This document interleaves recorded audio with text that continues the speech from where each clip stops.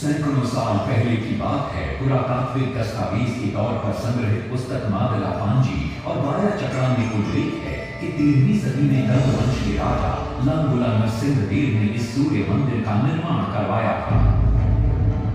नरसिंहदेव युद्ध में बड़े प्रवीण और शक्तिशाली थे और मात्र 18 साल की उम्र में वे अपने पिता राजा अनंग भीमदेव की विशाल सेना के प्रधान सेनापति नियुक्त कर दिए गए थे।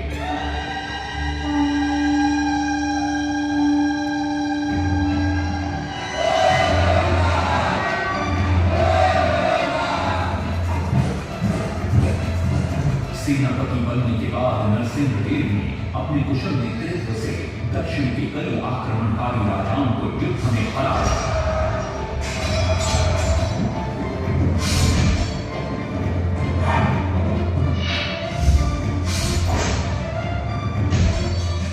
और उनके राजकोष पर कब्जा कर लिया।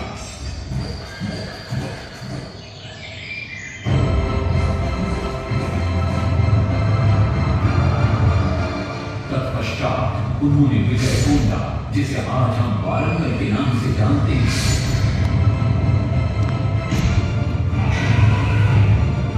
कि काकतीय वंश के राजा गणपति को परास्त किया और उनके राजकोष पर भी कब्जा कर लिया। 3 वर्षों तक निरंतर युद्ध के पश्चात जब वे बहुत सारी धन संपदा लेकर कलिंग लौटे तो राजमहल में उनका भव्य स्वागत हुआ।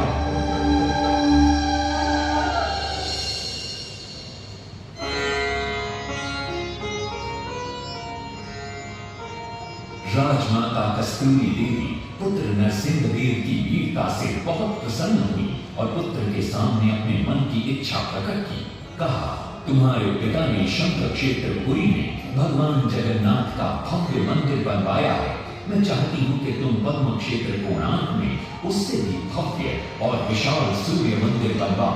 किंतु नरसिंहदेव माता से प्रति प्रश्न करते, सूर्य मंदिर ही क्यों, और वो भी कोणार्क में? तब राजमाता कस्तूरी देवी बतलाती, द्वापर युग में भगवान श्री कृष्ण के पुत्र सांब बड़े ही सुंदर और सुकुमार थे। वो नारद मुनि को चिढ़ाया करते थे। एक दिन नारद मुनि ने सांब को सबक सिखाने की योजना बनाई और उन्होंने सांब की सुंदरता की प्रशंसा कर उन्हें गोपियों के साथ जल क्रीड़ा करने को उकसाया। वहीं दूसरी तरफ भगवान श्री कृष्ण को जाकर कह दिया कि सांब अपनी मां समान गोपियों के साथ जल क्रीड़ा कर रहा है। श्री कृष्ण इस बात से बहुत क्रोधित हो जाते हैं और वे सांब को श्राप दे देते हैं, जिस सुंदरता का तुम्हें अभिमान है वो तत्क्षण नष्ट हो जा। सांब को घोर हो जाता है। जब सांब राजमहल लौटते हैं और मां जाम्बदेवी को ये पता चलता है कि पिता श्री कृष्ण के श्राप की वजह से सांब की ये अवस्था हुई, तो सारी रानियां क्रोधित हो जाती। नारद जी को बुलाया जाता है। वे रोग मुक्ति का उपाय बतलाते हैं। वे कहते हैं, सूर्य की पहली किरण उग्र देश के एक कोण पर पड़ती है जिसका नाम कोणार्क है। शाम को वहीं जाकर सूर्य की आराधना करनी होगी।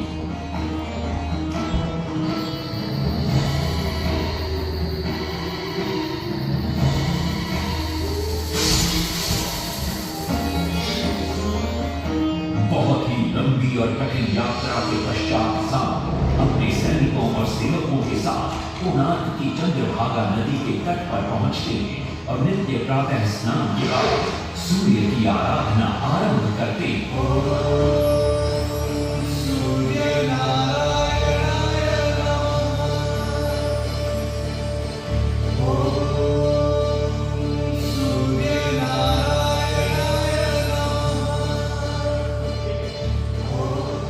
अन्न जल त्याग कर 12 साल की कठिन तपस्या के बाद सूर्यदेव प्रसन्न होकर प्रकट होते और सांब को रोग मुक्त होने का वरदान देते।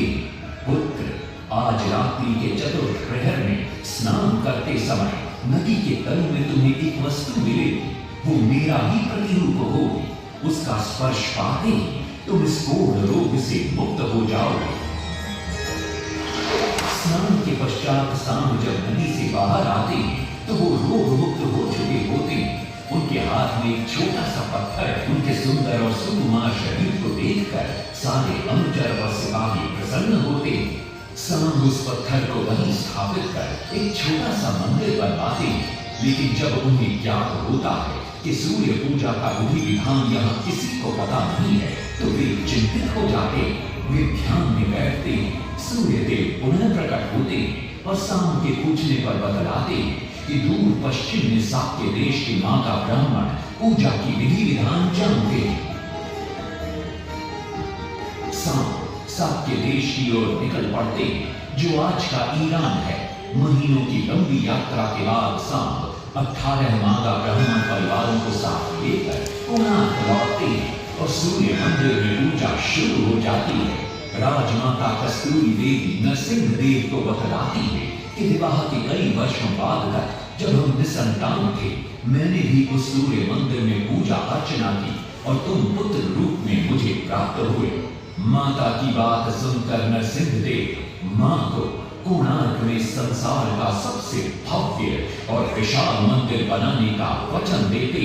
सदाशिव सामंतराय महापात्र जो शिवई सांतरा के नाम से लोकप्रिय थे वे अपने सहयोगी बीसू महाराणा के साथ मंदिर का प्रतिरूप बनाते और नरसिंह देव के समक्ष प्रस्तुत करते। नरसिंह देव मंदिर का प्रतिरूप देखकर अभिभूत हो जाते हैं और शीघ्र मंदिर निर्माण कार्य आरंभ करने का आदेश देते। दूर दूर से बड़े बड़े पत्थर लाए गए, जितने पत्थर डाले गए सारे टूट गए। पानी को डाला उसमें डाले गए, नहीं पता डाला सारे टूट गए। सिर्फ सांतरा हुए परेशान, किस विधि मंदिर बने। सिर्फ सांतरा हुए परेशान, किस विधि मंदिर बने। एक दिन वे चिंतामग्न कोणार्क लौट रहे थे तभी उन्हें प्यास महसूस हुई। उन्हें पास ही में एक कुटिया दिखाई पड़ती है जहाँ एक बूढ़ी औरत से उनकी भेंट होती है। शिवई सांतरा पानी मांगते हैं। बूढ़ी औरत पानी के साथ गरम गरम भोजन भी लेकर आती है। वे थाली के बीच में हाथ डालते हैं जिससे उनका हाथ जल जाता है। तब वो बूढ़ी औरत मुस्कुराकर कहती है तुम तो शिवई सांतरा की तरह बीच से भोजन उठाकर खा रहे हो। ये सुनकर शिवई सांतरा को अपनी भूल का एहसास होता है। माता रामचंद्री ने उपाय सुझाया, समझे सिर्फ सांतरा।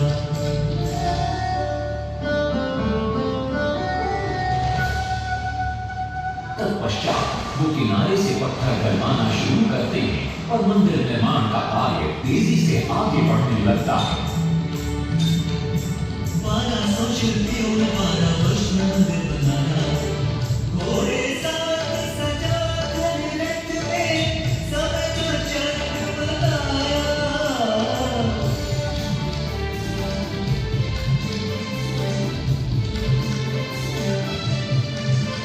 दूसरी तरफ कलिंग के उत्तर के राज्यों के नवाबों के बार बार राज्य पर आक्रमण हो रहे थे।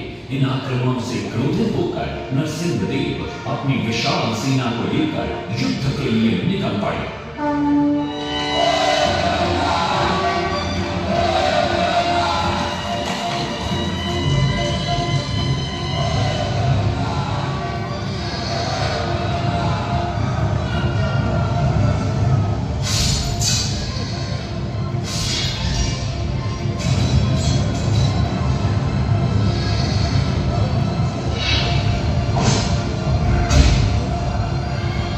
शक्तिशाली गौरवंग के नवाबों को भी युद्ध में परास्त कर दिया और उनसे प्राप्त सारा धन अपने कब्जे में लेकर सूर्य मंदिर के निर्माण कार्य में लगा दिया। 1200 कारीगरों के अथक प्रयास से 12 साल बाद विशाल और भव्य सूर्य मंदिर बनकर तैयार हुआ। उस समय के लोगों में वास्तुशास्त्र, ज्योतिष शास्त्र और खगोल शास्त्र का जो ज्ञान था उसे देखकर आज के बड़े बड़े वैज्ञानिक भी आश्चर्यचकित रह जाते हैं। कई प्रयासों के बाद भी मंदिर के गुंबद पर कलश स्थापित नहीं हो पा रहा था।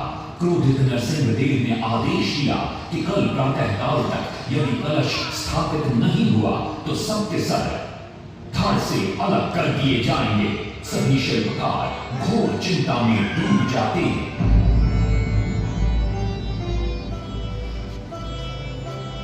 दूसरी तरफ मुख्य शिल्पकार बीसू महाराणा का 12 साल का बेटा धर्मपद सूर्य मंदिर के प्रतिरूप पर कलश बिठाकर प्रसन्न होता है और मां के सामने अपने पिता से मिलने की इच्छा व्यक्त करता है।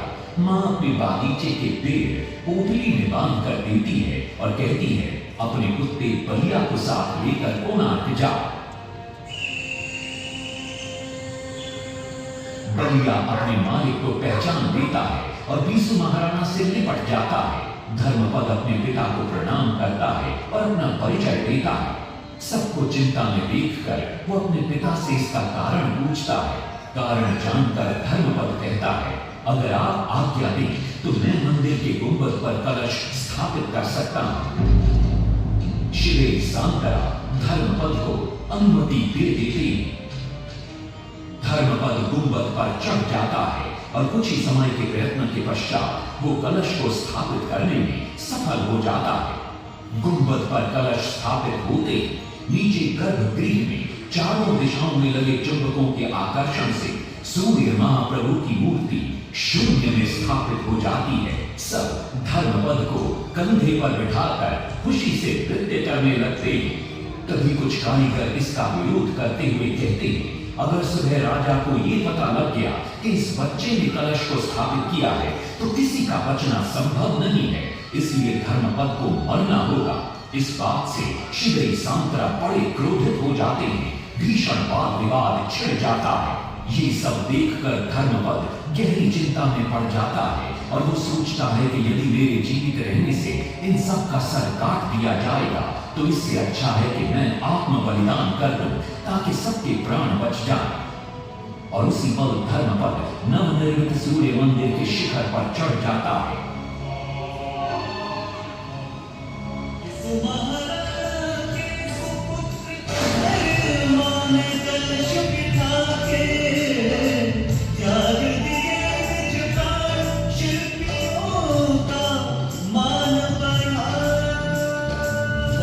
शास्त्र के अनुसार बना सूर्य मंदिर। सूर्य उत्तरायण हो या दक्षिणायण हो, सूर्य उदय के आज भी पहले किरण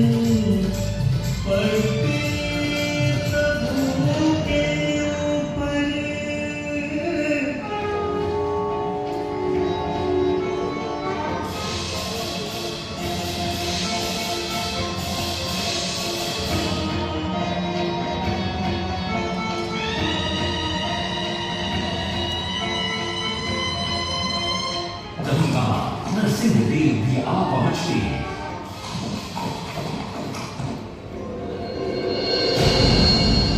और सूर्य महाप्रभु को शून्य में स्थापित देख वे भी आनंद से भर जाते हैं और शिवई सांतरा की भूरी भूरी प्रशंसा करते हैं। वो ये भी घोषणा करते हैं कि माघ शुक्ल पक्ष की सप्तमी को मंदिर की प्राण प्रतिष्ठा की जाएगी।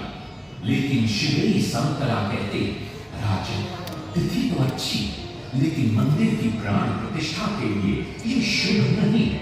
किंतु राजा अपनी बात पर अड़ जाते हैं। शिवई सांतरा को दुख होता है और कोई वाद विवाद किए बिना वे हमेशा के लिए वहां से चले जाते हैं।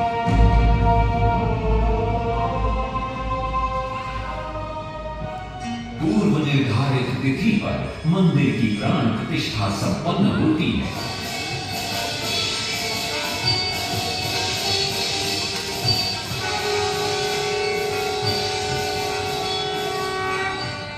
लेकिन कुछ दिनों बाद अमंगल होना शुरू हो जाता है। सबसे पहले विराट सिंह की मूर्ति नीचे आ गिरती है। तत्पश्चात मंदिर की शिलाओं का गिरना भी शुरू हो जाता है। नरसिंह देव को अब समझ में आता है कि शिवई सांतरा का कहना सही था, लेकिन देर हो चुकी थी। बहुत साल बाद मंदिर के आसपास जंगल उगाए और ये मंदिर घने जंगलों के बीच छुप गया। जब अंग्रेजों ने जंगल के बीच इस मंदिर को देखा तो उन्होंने इसका पुनरुद्धार किया। आज आप उसी विशाल मंदिर के भग्नावशेष देख रहे हैं। ये है इस प्रसिद्ध मंदिर की कथा।